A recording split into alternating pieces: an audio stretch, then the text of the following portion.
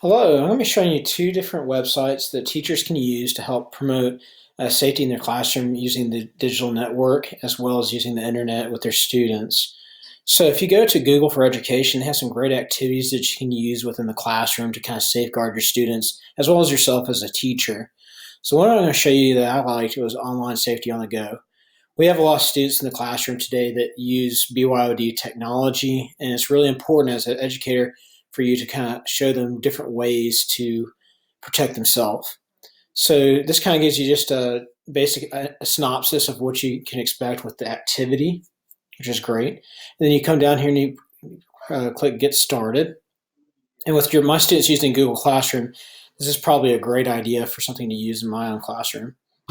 So they have little videos that give explanations of ways that students can safeguard themselves, such as password protection, which is something that students should already, Very if they're often, not we using it, access our email use. services or social network accounts on the go.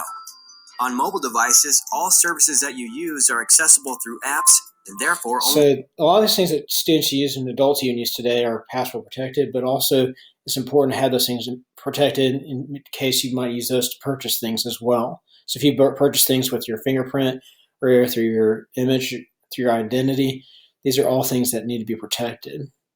So this is a great tool that you could share with your fellow teachers to kind of expose your students to. And like it says here, it's only about an 8-minute activity, so it's not too long.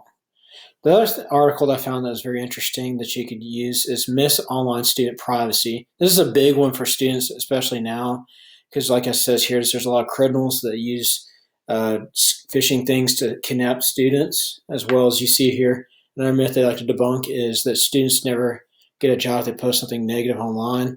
So if you teach your students good etiquette online or an etiquette, they should define life, but we have to do this at an earlier and earlier age because our students are making a bigger digital footprint more than ever.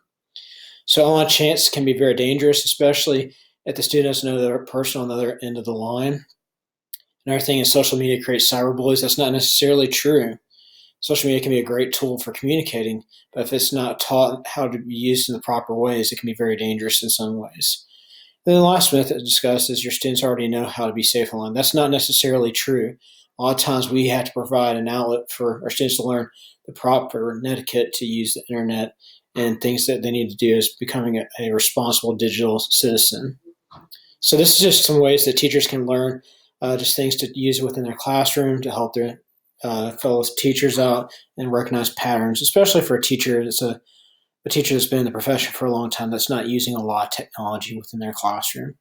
The last component that I had that I want to show you was internet safety that students might find engaging, especially in the sixth grade age bracket, which I just started teaching this year. I've noticed that drama is very in high spring. It's out there. It gets worse in the springtime than it has been in the fall. And so this is a great video that I'm going to incorporate into my blog, but it just shows you what students voice in terms of what they deal with drama and things like that in the school, and patterns that you need to look for to avoid, things that say not saying, things to say, and to also just kind of realize that there's somebody at the other end of the line that you're speaking to using social media that can be devastating. You can't see the reactions that are going on the other end.